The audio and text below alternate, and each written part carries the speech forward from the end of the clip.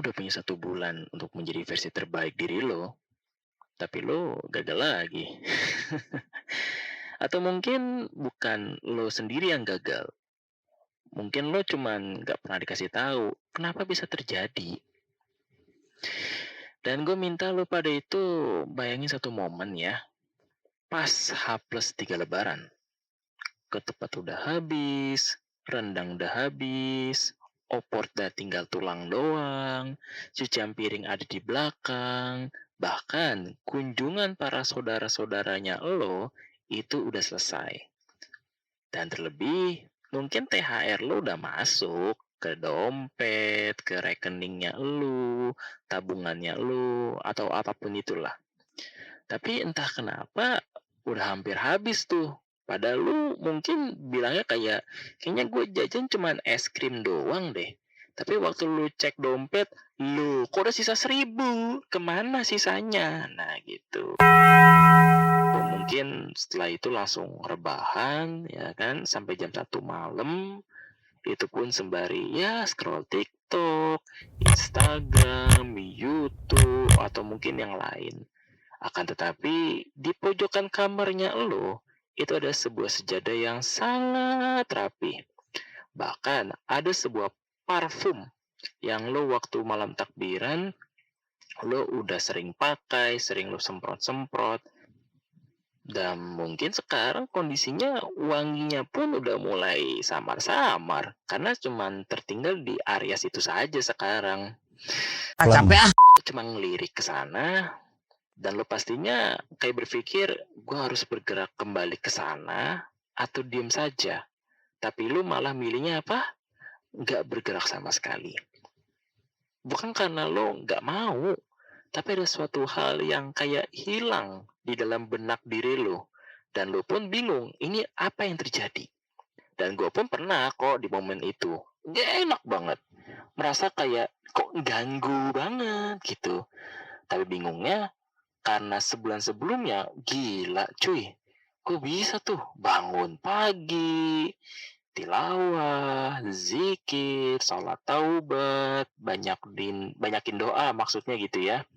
Dan kayak merasa itu banyak banget momentumnya yang terjadi gitu loh. Dan fun fact-nya ya, jujur aja nih, gue waktu pulang kerja gitu ya, satu hal yang gue pengen incer itu adalah buka Al-Quran dulu. Bukan di sini gue merasa kayak, wih ini momentumnya nih, Free mau gitu. Enggak, cuy, enggak, sumpah. Tapi jujur, gue waktu pulang langsung merasa kayak, bos mau ngaji gitu loh. Tapi kayak kondisi sekarang nih ya, tiba-tiba kayak sinyal hilang gitu loh. Kayak langsung, hilang. Bahkan sinyalnya tanpa ada pemberitahuan sama sekali. Sedih ya. Tapi itulah kita. Nah,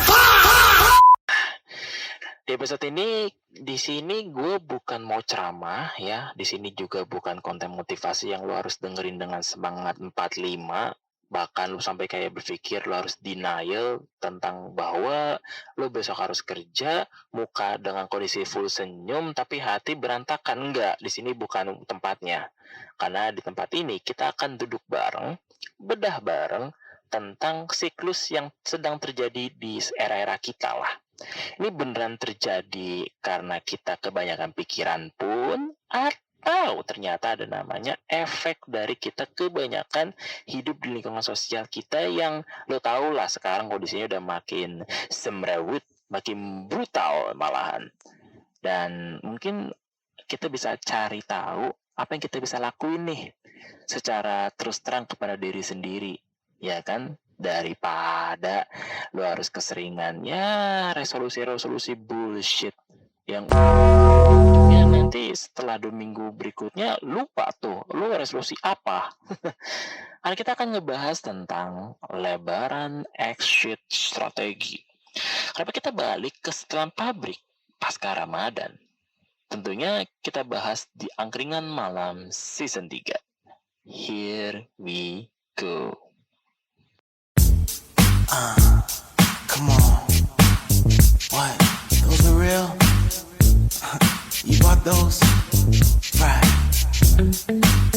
You must think I'm really stupid. You must think I'm really stupid, baby. Yeah, but it's all good though. Hold up. Why the fuck you lying? Why you always lying? Why? Oh my God, stop fucking lying. Yeah. Oh, you had me so close. Your lies ain't flowed though. Why the fuck you lying to me? You're someone I can't believe.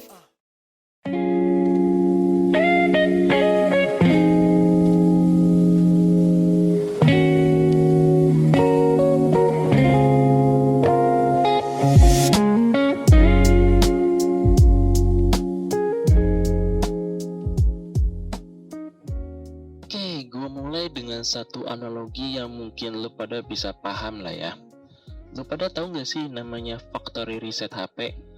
Yang dimana mungkin dokumennya lo, foto lo, memorinya lo itu yang ada di HP itu hilang. Dan HP kembali ke mode awal kayak lu waktu beli HP di toko lah gitu loh. Dan fun fact-nya, otak kita itu ternyata memiliki mekanisme yang hampir identik dengan itu. Dan kali ini, lo yang ternyata jadi HP-nya. Jadi, gimana jelasin ya? Adalah namanya tuh seorang jurnalis Amerika yang mungkin lo pada mungkin masih asing lah ya. Namanya itu Charles Duhigg.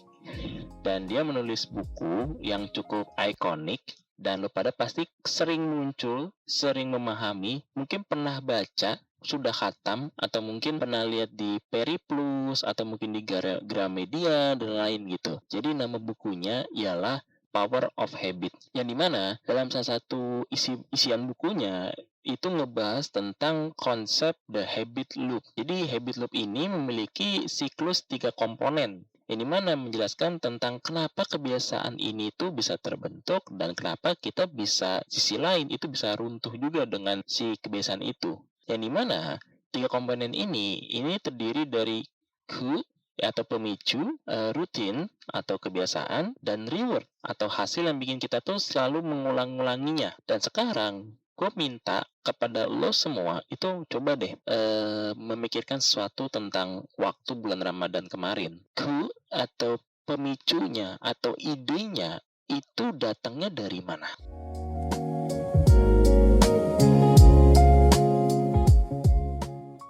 Coba deh, kayak sekarang mungkin posisinya lu lagi di kos-kosan, lu lagi gabut, ya kan? Lu biasanya juga malas banget bangun pagi. Mungkin alarm jam 6-nya lo yang mungkin berisik banget lah, ngeganggu kamar sebelah gitu ya. Mungkin biasa di snooze atau mungkin sudah di silent itu sebanyak 3 kali. Tapi waktu di bulan Ramadan kemarin pasti lu merasakan kayak jam 3 pagi nih tiba-tiba ada suara speaker dari masjid.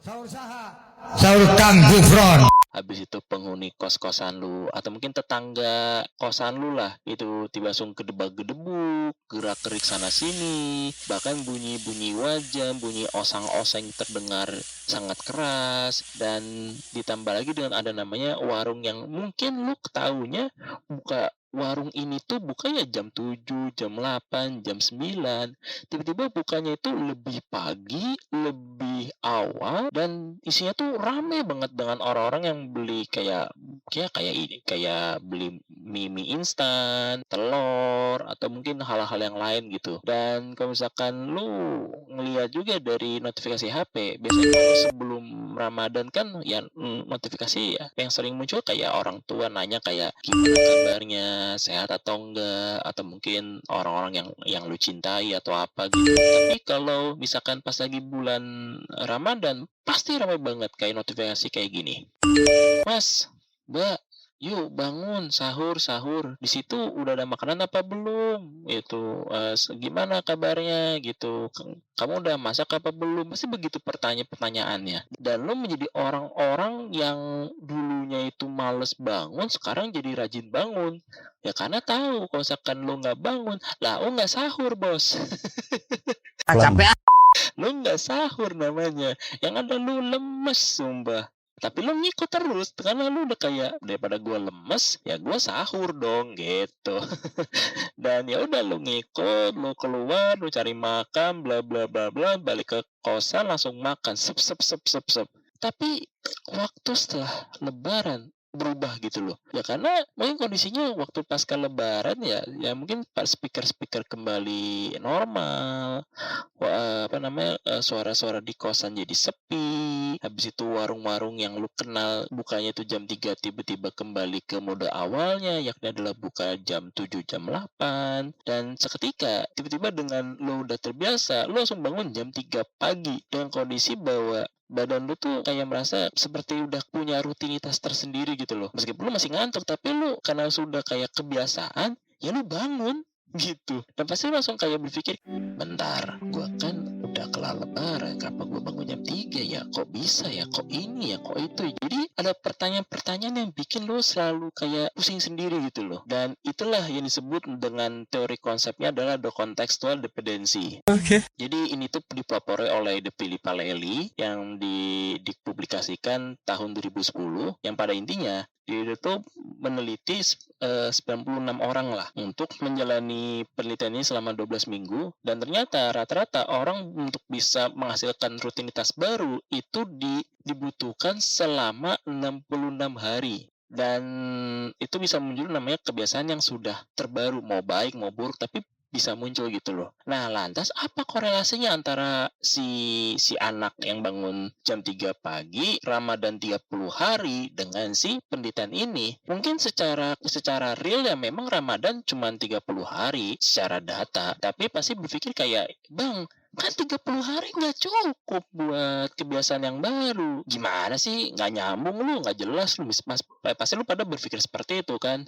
Tapi nggak apa-apa, karena menurut penelitian yang lain, ini dilakukan oleh Lely ya. Lely dalam penelitian yang lain, dia itu mengatakan bahwa meskipun 66 hari merupakan kebiasaan yang sudah terotomatis, tapi kebanyakan orang start untuk sudah punya kebiasaan baru itu dimulai di hari ke-18 atau mungkin dibutuhkan 18 hari guna untuk bisa menghasilkan namanya rutinitas yang baru, kebiasaan yang baru, mau baik mau buruk tapi emang sudah muncul di 18 hari pertama gitu loh. Dan gue bisa ngomong ini bukan dari posisi yang bersih saja, yang kan tadi gue bilang mau baik mau buruk pun itu bisa menjadi rutinitas yang terbarukan gitu. Gue pun juga pernah kok posisi sangat berhasil gitu loh, bangun tahajud tiap malam ya kan pas bulan Ramadan, dan gue dengan bangga ngomong ke diri sendiri kayak it's time to make over. Wih.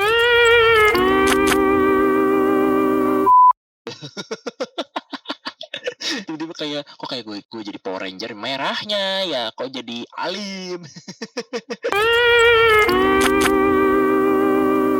Tapi bener cuy, sumpah gue ngerasain, yakin, jujur aja nih, gue bukan berarti mau berubah atau apa, bukan, tapi teman sekamar gue yang biasanya bangun duluan tiba-tiba ngelihat gue si anomali, kan gue dicap anomali kan karena kayak paling si beliau bangunnya siang karena kan dia kan kuliah kan ya jam-jam siang lah gitu loh, tapi ini beda cuy gitu loh. Jadi gue kayak bisa juga nih orang bangun sepagi ini. Dia langsung kayak nyapa, kayak langsung jawabnya mau ngelakuin sesuatu, kita kayak salut gue sama nih orang gitu. Ini kata-kata teman gue mah ya enggak sih. ya tau lah. Sangat cocok buat Tapi baik lagi ya, dan ya gue dengan rasa itu berpikir kayak ya mungkin ini udah menjadi rutinitas yang oke gitu loh buat gue lakuin. Dan ini sekali lagi bukan sebagai kelemahan moral gue juga, tapi ini mungkin salah satu penerapan teori dari the contextual dependency itu sendiri yang secara nyata, dan ya udah sampai saat ini masih berjalan kok gitu. Dan ini juga dalil ya dalam Quran Surat Al-Baqarah ayat 286. Jujur ini salah satu dalil yang gue sukai, dan ini merupakan salah satu motivasi gue untuk selalu berjalan terus, yakni gue kutip yang artinya Allah itu tidak membebani seseorang melainkan sesuai dengan kesanggupannya. Yang mungkin dengan bahasa bayinya adalah ya Tuhan kita, pencipta kita, merancang kita itu tahu persis, tahu takarannya, tahu kemampuannya, tahu ini itunya, dan tahu bahwa nanti yang akan di depan sana atau mungkin cara lu menanggulangi lingkungannya lu, itu pun sudah ditaker juga gitu loh. Tinggal kita bagaimana caranya untuk kita bisa memahami, mempelajari, mengevaluasi, mempraktekkan. Hanya itu doang. Dan fitrahnya kita secara diciptakan manusia, secara real umumnya, sekali lagi ya, real umumnya adalah untuk memahami. Supaya apa? Ya supaya kita bisa kayak bekerja, bersilaturahmi, mencari nafkah, mencari karya. Bukan sebagai kayak kita melawannya gitu loh. Tetapi beda cerita kalau misalkan rutinitasnya udah buruk ya, segera diperbaikin ya. Simple kan? Hanya kita doang aja yang terlalu berpikir kayak, aduh nggak bisa. Justru lu aja belum coba, ya coba dulu dong gitu. Mendiagnosa pertama adalah kita cek dulu nih di niat kita. Jika niat kita udah oke, berarti ya udah, ya lu bisa berhasil dari tantangan pasca lebaran itu. Tapi kalau misalkan lu tiba-tiba merasa kayak lemes, mager, males, capeknya kayak udah lah, nantilah, yalah, bisa gitu. Ya lu hati-hati aja lu kembali ke setelan pabrik lu. Sia-sia nanti lu udah di bootcamp sama 30 hari di bulan Ramadan tapi gak ada perubahan. What the hell? Secara analoginya kayak lu tuh kayak sinyal wifi yang tanpa router. Ya mungkin bisa nyala, tapi nggak bisa nyambung kemana-mana. Kayak gitu. Jadi kalau misalnya kita tadi ngomongin tentang sistemnya, caranya, atau mungkin mekanismenya, nah sekarang nanti di segmen berikutnya kita ngomongin tentang motif yang dimana mungkin agak sedikit perlu kita waspadai. Gunanya untuk apa diwaspadai? Yakni adalah untuk kita bisa lebih siap, lebih mempersiapkan diri lebih maksimal, serta kita punya tata caranya tersendiri loh untuk bisa menanggulanginya. Dikala kita ternyata nih, wah kita kena setelan pabrik nih, apa yang harus kita lakukan? Kayak gitu, oke? Tetap stay tune terus, ya.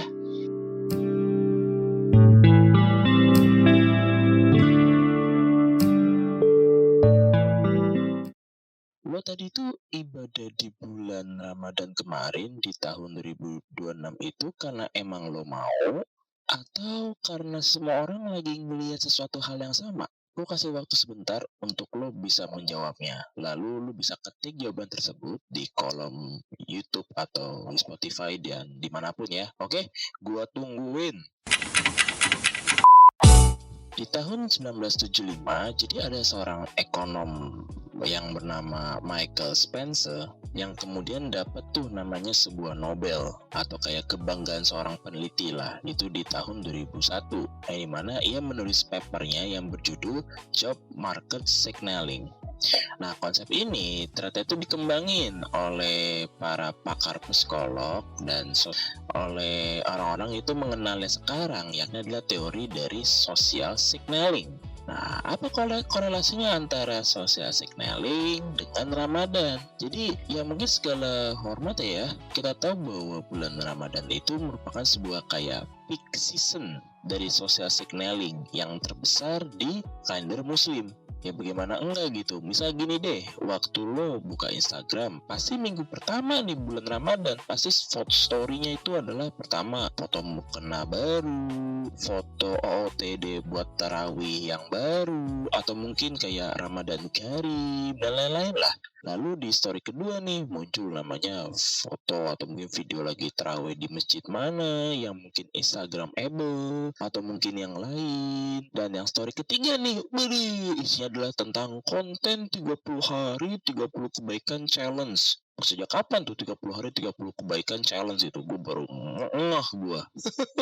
Emang negara kita mah sangat punya gebrakan memang.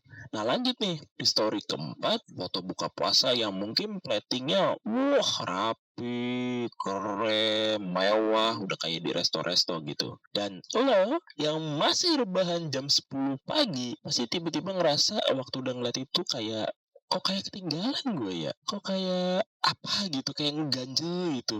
Tapi di sini bukan maksud untuk ibadahnya, tapi kayak lu tuh ketinggalan kayak gue pengen bikin di konten. Gue ngajak teman-teman gue nih biar makin vibes-nya tuh makin oke, makin ger gitu. Dan ya lu secara tanpa sadar, ya lu langsung rubah diri lo karena lu terinfluence oleh konten-konten itu yang sebenarnya nggak butuh. Nah, ditambah lagi ini ada salah satu penelitian yang cukup menarik ya untuk bisa mendukung fenomena ini. Jadi ini dilakukan oleh Effendi dan Rahayu, ini orang Indonesia. Ini di tahun 2021 yang pada intinya dari 1.240 post Instagram dan dengan hashtag Ramadan, ternyata ini bisa meningkatkan performa konten sebesar 73%. Dan alhasilnya banyak orang-orang yang membuatnya dengan cara yang sama, tetapi outputnya itu berbeda. Contoh, mungkin hashtagnya Ramadan Karim, mungkin, tapi kegiatannya misal kayak apa mungkin menjelang berbuka puasa dengan kayak ya padel atau mungkin OOTD ini apa namanya baju buat bukber atau mungkin yang lain lah. Pokoknya outputnya berbeda gitu. Cuman caranya sama seperti itu. Dan ini sangat berkorelasi ternyata ini penelitian yang siapa namanya si 73% ini terhadap orang terinfluence. Dan sisanya yang 27% itu ya hanya bersifat informatif dan edukatif. Contohnya kayak misal gini deh. Pasti lu setiap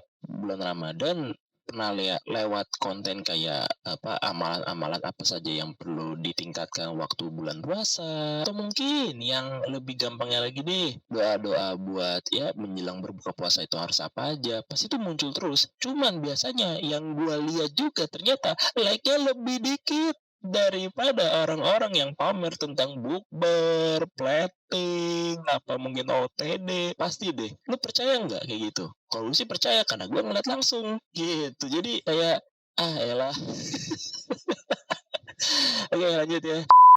Jadi ada penelitian juga, ini juga didukung oleh Galen. Tapi penelitiannya agak lebih tua dikit, ini di tahun 2012.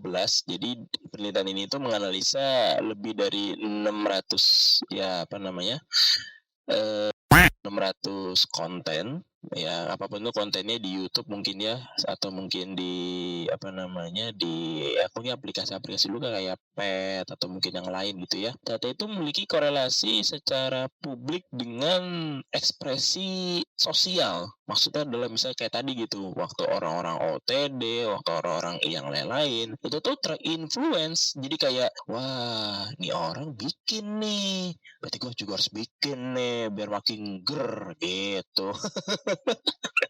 Tapi ya ampun. Tapi itu beneran loh, itu terjadi loh di negara kita. Hidup Jokowi! Nah, selanjutnya ada juga nih konsep lain yang gue pengen taruh di sini, yakni dengan nama teorinya adalah ada pluralistic ignorance.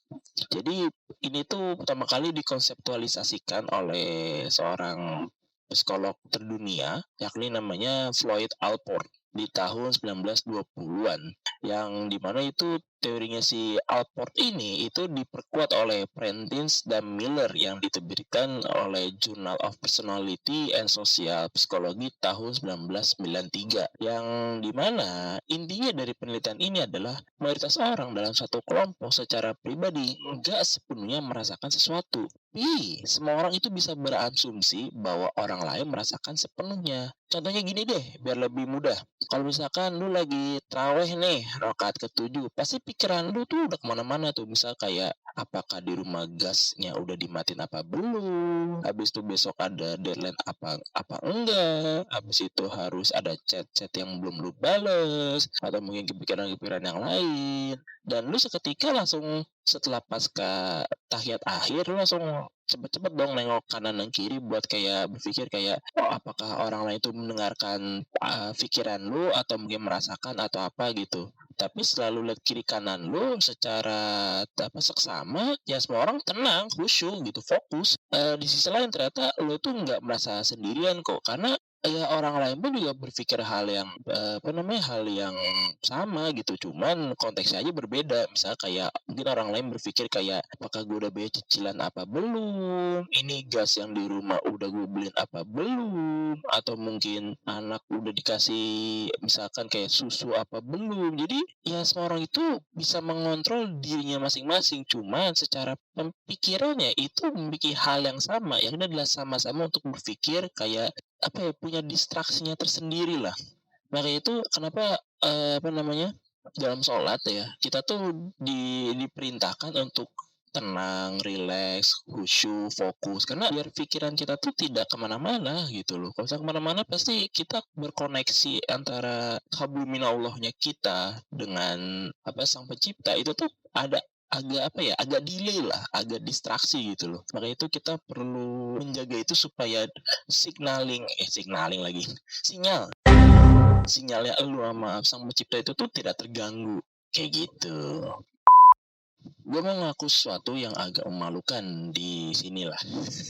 Jadi ada satu Ramadan di mana gue lebih excited nulis caption untuk story kondangan ke kajian daripada kajian itu sendiri. Jadi ibarat kata ya gue hanya foto kondisi kajiannya, kondisi ini itunya dan lain-lain gitu. Dan malahan gue malah nge-spend lama banget untuk hanya milih angle foto, angle kondisi daripada gue dengerin si kajiannya itu.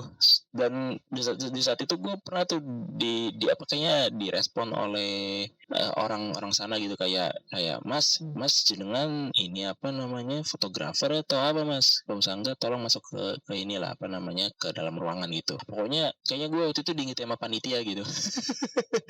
Dan gue pun di situ merasa kayak agak sedikit malu sih, karena anjir orang mau datang ke kajian mau dengerin gue malah foto-foto gitu. Tapi pas gue udah dapet angle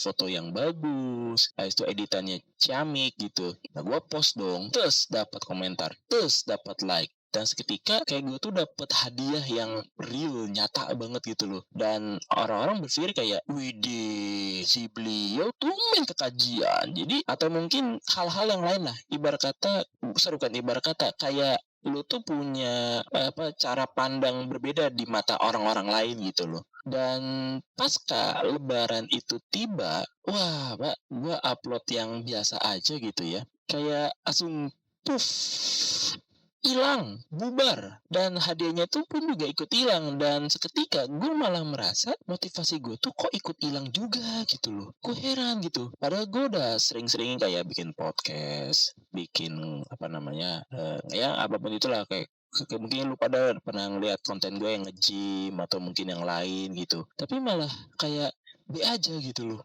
Aneh banget. Dan seketika ternyata gue menemukan sesuatu, yakni adalah kita merupakan, masuk lo ya, karena mungkin lu juga pernah merasakan seperti yang gue lakukan gitu. Itu disebutnya adalah Ramadan brand. Apa itu Ramadan brand? Jadi secara simpel adalah lu tuh mengerti cara kerja sebuah brand di market. Brand itu kan punya campaign, dan campaign punya season. Nah begitu seasonnya selesai, campaignnya turun, dan kita sadar bahwa jalannya Ramadan campaign itu setiap tahun dengan versi yang kayak lu tuh punya versi alter egonya sendiri gitu loh. Kayak lebih rajin, lebih dermawan, lebih kayak semangat untuk kekajian dan lain gitu loh. Dan itu malah menjadi campaign yang sangat nyata ketimbang elunya sendiri yang beneran nyata gitu loh. Tapi kalau misalkan campaign ini benar-benar dijalanin oleh orang-orang banyak, itu otomatis akan menjadi sebuah konsumsi publik. Maka itu kenapa waktu lebaran itu sudah tiba, itu langsung tuh audiensnya, vibes-nya, campaign itu udah mulai merasa kayak bubar, expired, dan bahkan sudah sepi malahan. Ya kayak promo Ramadan di marketplace ya, yang kayak mungkin setiap beberapa tanggal-tanggal tertentu itu langsung muncul kayak 99 atau mungkin kayak 77, 11 dan lain-lain lah. Pokoknya merasa kayak udah kayak promo di marketplace lah gitu loh. Tetapi ternyata ada sebuah hal yang perlu kita renungin bareng-bareng. Ini dalam hadis Nabi. Ini diriwayatkan oleh hadis riwayat Muslim nomor 2564 dari Abu Hurairah radhiyallahu an. Rasulullah SAW bersabda, sesungguhnya Allah itu tidak melihat rupa dan harta kita, tapi dia melihat kepada hati dan amalan kalian. Dan jujur ini menjadi gua kagum adalah Islam ini tuh udah ngomongin tentang masalah niat versus performa IG. Maksudnya performa kita selama bulan Ramadan di 14 abad yang sebelumnya gitu loh. Bahkan sebelum si Michael Spencer ini menulis papernya gitu loh. Bahkan sebelum Instagram, Twitter, X, Tweet, dan lain-lain itu muncul gitu loh. Islam sudah mengatakan bahwa kita tuh tidak dilihat dari kayak kita rupanya yang ganteng, cantik, kaya, punya Lamborghini, punya Ferrari, McLaren, BMW, Mercedes. Enggak, dia melihat dari hati kita dan amalan kita selama kita melakukannya itu bagaimana gitu loh. Dan inilah yang bikin bahwa Allah itu menilai bukan dari banyaknya kita berubah, tapi seberapa kita bisa benar-benar mau berubah itu dan konsisten kan. Jadi gue mau tegaskan ini sebelum kita lanjut ya. Gue lagi nggak adu sama siapa kok. Tapi gue pengen ngajak berpikir bareng-bareng, karena kita semua tuh merupakan produk dari sebuah sistem sosial yang mungkin secara gravitasinya punya tersendiri lah. Ditambah lagi dengan Ramadan itu yang kemarin ya, itu kan punya rasa vibes itu tersendiri gitu loh, dan arahnya itu pasti ke ibadah berbakti dan lain-lain gitu. Tapi pasca lebaran tentunya gravitasinya pun juga ikut berubah, rasanya juga berubah, vibesnya juga berubah, eufori pun juga ikut berubah. Baik kita ya ngikut dengan gravitasi itu, dan yang bisa kita lakuin yakni adalah melawan gravitasi itu dengan cara tekad kita dibagusin, dikuatin. Karena kalau misalkan hanya dengan niat saja, justru kita hanya sekedar kayak that's enough gitu, kayak cukup doang dalam mulut, tapi kita nggak cukup dari segi hati kita, perilaku kita, dan tindakan kita.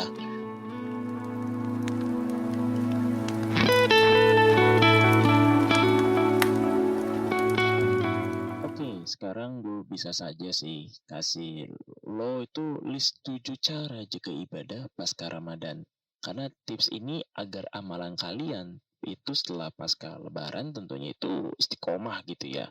Dan bahkan konten-konten yang lo scroll tiap tahun, tiap menit, tiap detik, yang manggut, gue pun gak paham gitu ya, dan bahkan lo screenshot, itu tentu lo gak akan pernah lakuin lagi. Dan gue mau kasih sesuatu yang lebih kecil dari itu, yakni adalah bagaimana caranya untuk kita bisa survive. Oke? Dengerin baik-baik. James Clear nulis buku di tahun 2018 yang judulnya pasti kalian sudah paham lah ya, namanya Atomic Habit, yang sampai sekarang masih salah satu the best sellernya buku lah di dunia gitu. Karena bayangin aja terjual sampai 15 juta kopi cuy. Tapi gue nggak mau bahas isi bukunya atau mungkin penjualannya enggak, tapi gue pengen membahas bagaimana caranya si dia ini bisa membedakan antara outcome based habit dan identify based habit versinya si James Clear. Kalau menurut si James Clear dalam tulisannya itu mengatakan bahwa kalau outcome based itu fokusnya ke hasil. Nah, contoh gini, gue mau khatam Quran, gue mau diet, gue mau sehat, gue mau berotot. Nah itu tuh targetnya jelas gitu loh. Dan begitu lo misalkan lah ya, miss sehari atau gagal, pasti lo tuh di situ sudah mulai agak kayak ada punya dampak-dampak, kayak merasa seperti kok kayak apa ya, ini apa yang perlu kita perbaiki nih, apa yang perlu kita ini itu. Jadi spiralnya itu tuh viral gitu loh, atau mulai kena ke lu lah. Ada namanya identify based. Nah ini yang kedua yang selain outcome based. Dan jadi si identify based ini itu merupakan sebuah, lo tuh mau fokus yang lo mau jadi gitu loh. Bukan kayak sebuah target yang tadi gue jelasin. Maksudnya gini deh, gue mau merekam bahasa bayi supaya mudah dipahamin ya. Contoh gini, gue mau sholat tepat waktu. Tapi bukan berarti gue mau incar sholatnya aja. Tapi gue mau menghargai namanya waktu ketemu dengan Allah, waktu gue bisa mendekatkan diri. Contoh gini, diet deh. Lo diet ini kan bukan berarti kayak lo mau dikatakan sehat, lo mau dikatakan apa. Cuman yang lo mau incar adalah konsistennya lo untuk bisa buktikan bahwa gue tuh mau berubah lo, gue tuh mau berkembang lebih baik lo daripada sebelumnya. Atau mungkin nih yang lain nih paling gampang lagi nih, misal lo nganggur ya kan, lo nganggur nggak punya duit ya kan, tapi bukan berarti lo mau kerja itu pengen ngincar bahwa lo mau dianggap kayak gue udah kerja lo, enggak. Tapi lu punya hal-hal yang lain, misal ya lu mungkin incer duitnya, pengalamannya, atau mungkin relasinya. Jadi itu yang bikin kebuka gitu loh. Nah, itulah bentuk dari identify base yang secara sederhana kayak gitu. Lalu perbedaan terlihatnya itu sangat kecil, tapi di bawah tekanan hasilnya sangat berbeda. Mungkin gue kasih yang lebih gampang lagi deh. Contoh gini, ada 2 orang sama-sama ya habis Ramadan gitu.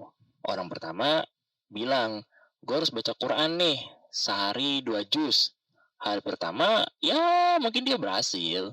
Hari ketiga kecapean karena ya bayangin aja si dua orang juga sama-sama kerja gitu. Dan si orang pertama ini tuh tipikal kerjanya itu yang di lapangan terus ya kayak apa konstruksi lah gitu loh.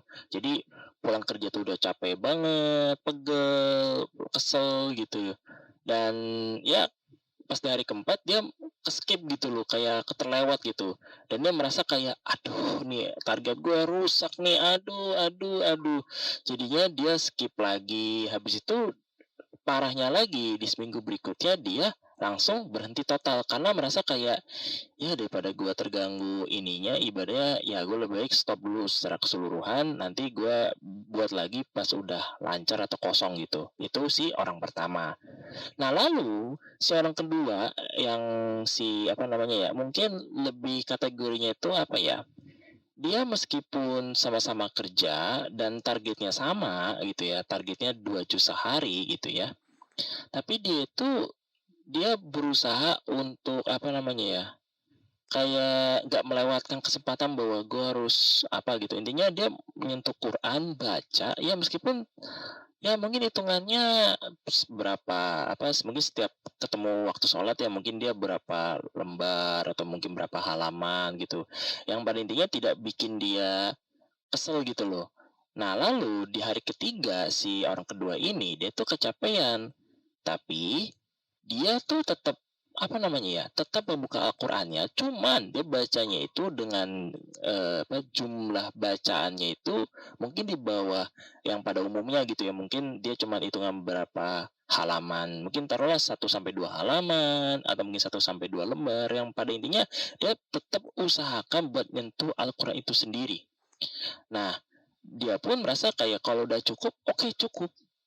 Tapi disitulah menjadi si titik poinnya, yakni adalah perbedaan antara orang pertama dan orang kedua adalah kalau orang pertama meskipun dia sudah capek tapi dia tidak ada usaha buat kayak nyentuh sedikit pun, atau ibarat kata ya nyicil lah gitu loh, nyicil kayak atau mungkin usahain buat kayak apa namanya ya tidak sampai lepas total gitu loh. Nah, kalau orang kedua meskipun dia capek, kesel dan lain, dia tetap usahain buat kayak ya dia buat apa namanya ya, emang sudah diniatin, dikonsistenkan, tentunya nggak ada kata rasa capek gitu loh.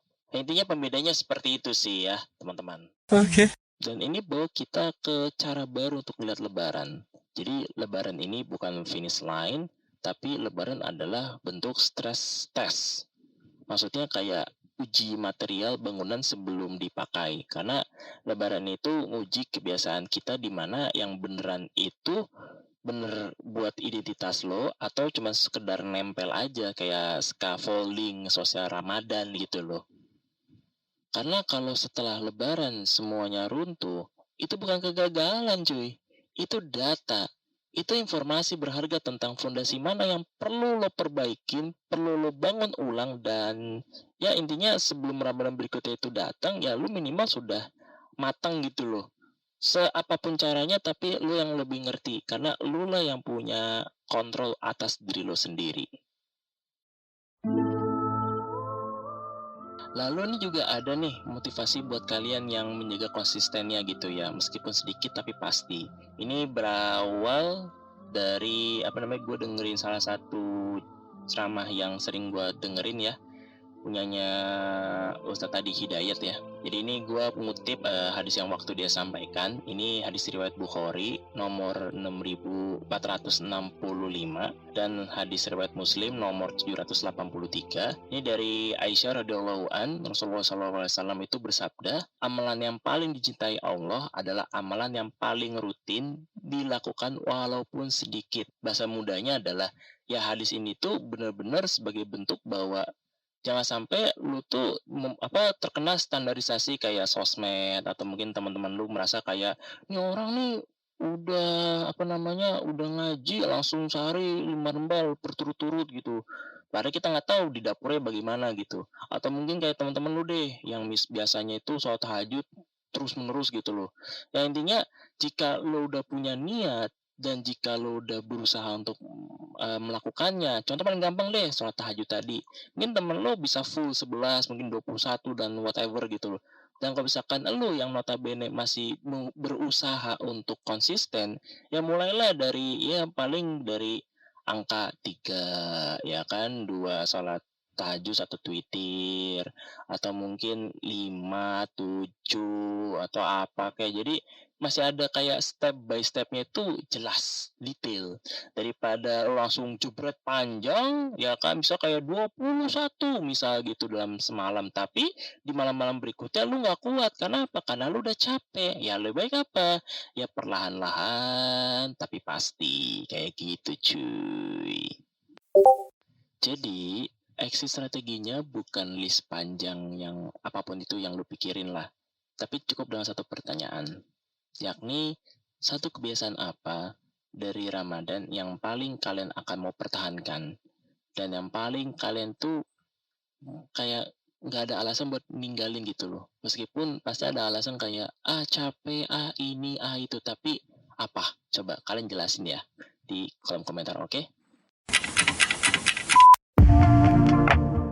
Dan jujur aja ya, dengan kita belajar dari bulan Ramadan kemarin yang selama 1 bulan, bukan berarti kita nggak boleh resolusi. Boleh aja, tapi kalau bisa dilakuin, dipraktekin. Karena kebaikan kita, ya, kita bisa namanya bikin resolusi gampang gitu, A, I, U, W, O sekalipun. Tapi praktek nyatanya minim.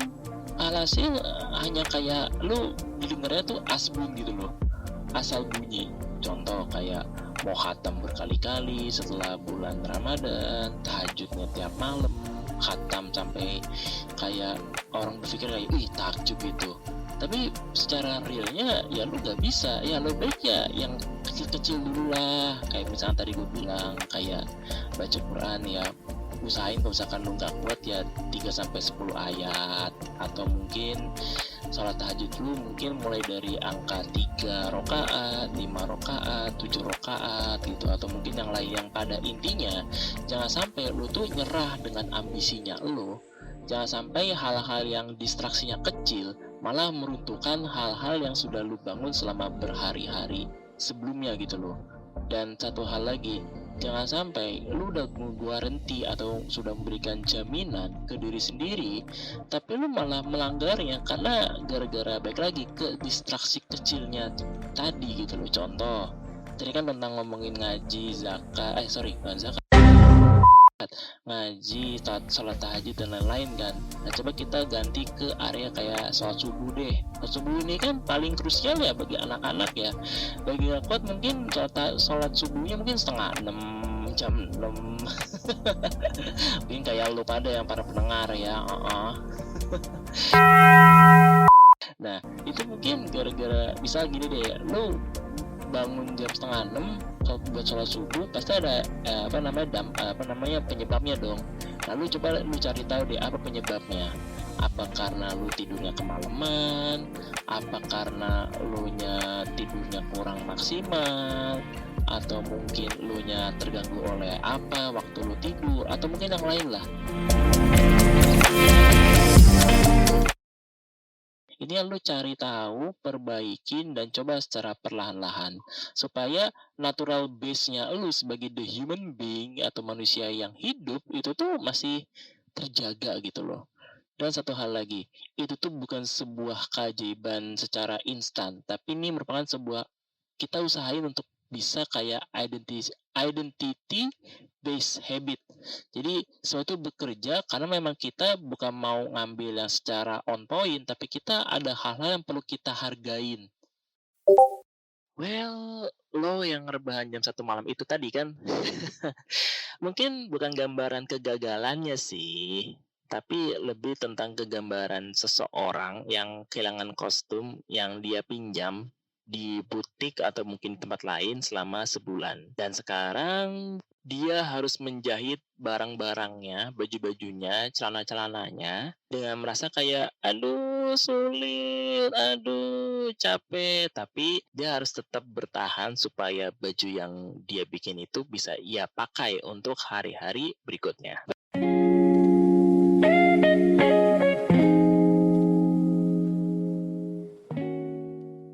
Well, untuk hari ini ya teman-teman, ternyata banyak banget pembahasannya ya. Tapi gue coba kerujutkan ini menjadi 3 hal. Yang pertama, kita balik lagi ke setelan pabrik bukan karena lemah, tapi kita tahu bahwa ada namanya the contextual dependency, yakni adalah kebiasaan kita yang terikat pada konteks, dan waktu konteks ini tuh pastinya banyak yang berubah-berubah seiring dengan kebiasaan kita yang mungkin kita temuin di tempat kerjaan, di rumah, atau mungkin di tempat lain yang pada intinya pasti akan berubah. Cuman usahain ya, jangan cuman berubah dari segi niatnya saja, tapi usahain juga niat lo, prakteknya lo, serta evaluasinya lo itu masih selaras dan masih bisa memiliki kesinambungan demi bisa menjaga rutinitas yang positif buat lo. Yang kedua adalah sebagian dari motivasi ibadah kita di bulan Ramadan atau mungkin kegiatan non ibadah itu kan didorong oleh namanya social signaling atau pluralistic ignorance, yang secara bahasa mudahnya yaitu manusiawi cuy. Kita memang secara kita kan manusia yang sering berubah-ubah nih ya kan, bukan berubah fisiknya, bukan,